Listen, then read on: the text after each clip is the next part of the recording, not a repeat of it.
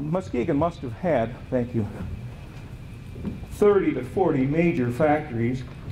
Most of them were not making finished products. By that I mean they didn't produce buses or cars or refrigerators, with a few exceptions.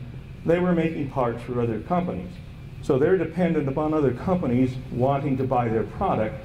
So Continental, for example, was the largest company in town, but they made engines for all kinds of things like small airplanes and tractors and all kinds of other companies.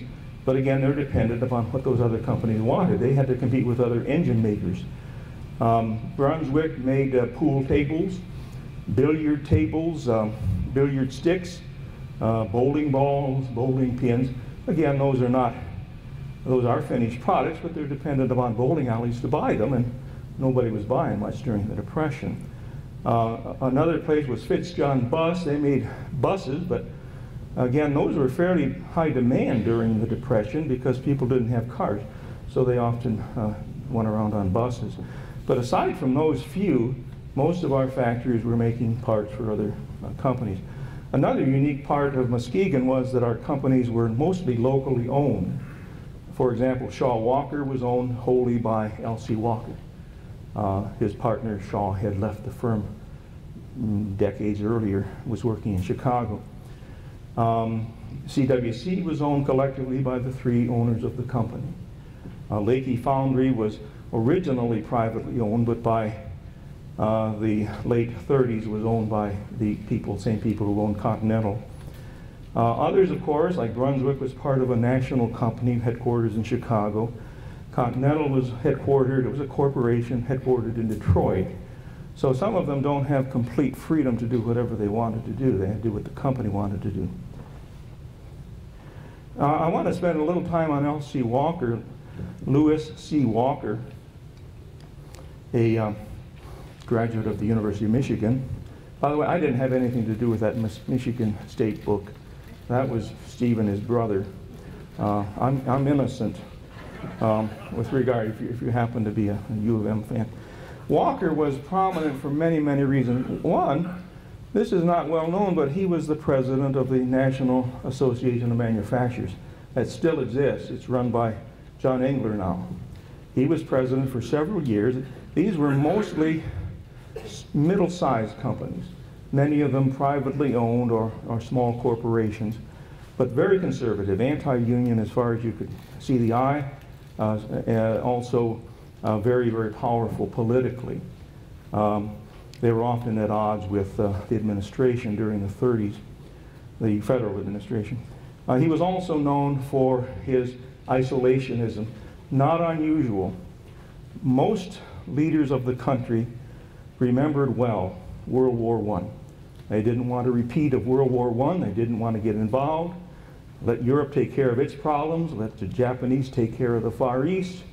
We don't want to get involved. We lost too much during World War I, not going to lose any more in World War II. And he's joined by Henry Ford and Charles Lindbergh and a bunch of others, not just politicians. Number three, some of them were anti-Semites too, which didn't help the matter. Number three, he's well known for what was called the Share the Work plan. And I really think this was beneficial in keeping Muskegon alive. Most companies followed the traditional policy of firing or laying off the last person hired. And of course, those who kept their jobs were the managers and the foremen and the superintendents and the people who'd been there a long time. Now, what that meant was that you laid off most of your unskilled workers, you've laid off most of the people who were hired recently, so somebody has to do those jobs, so you tap the shoulder of the foreman, you're going to do that job now. And the skilled worker does the work of the unskilled worker. And the manager who hasn't been doing anything skilled-wise now does the skilled labor work. And the supervisor does the work of the foreman, and so forth. So in other words, nobody knew what the hell they were doing. I mean, it had been 20 years before some of these people had ever done that work before. Now, they finally figured it out, but it wasn't a very efficient way. Well, Walker had the idea, we're going to keep everybody. Everybody's going to work. He was paternalistic. They were like his children. And we're going to have everybody work, but you'll work as long as we have jobs. So in other words, if there's work for a third of the labor force, you work 2 days, you're off for the rest of the week. Another group works the next 2 days, and another group works the next 2 days. So everybody gets paid, everybody gets their bennies proportionate to their work, and nobody has to lose a job.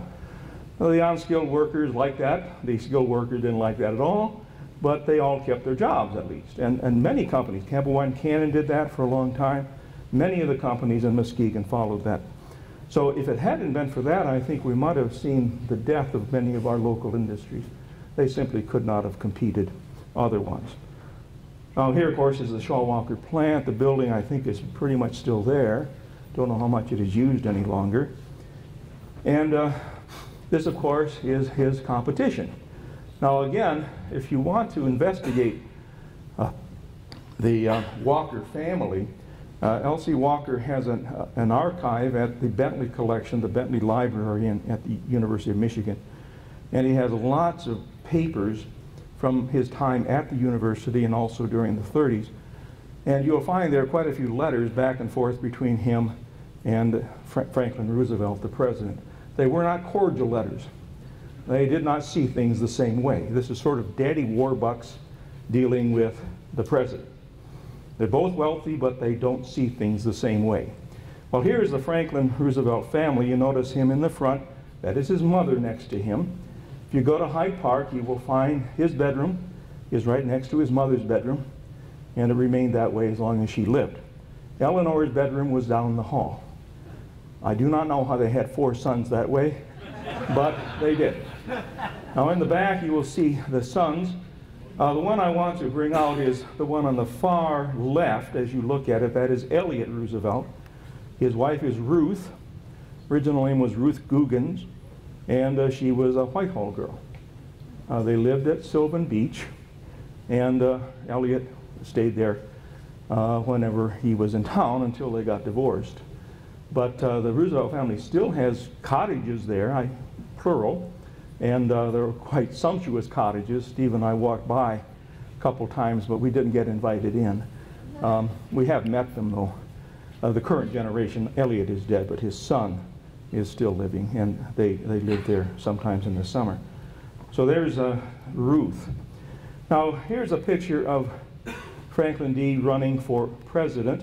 1932, he went on a landslide. I think almost anybody could have beaten Hoover. Everybody blamed the Depression on Hoover. It wasn't fair, but that's politics. And so almost anybody could. He had been the governor of New York, that is Roosevelt.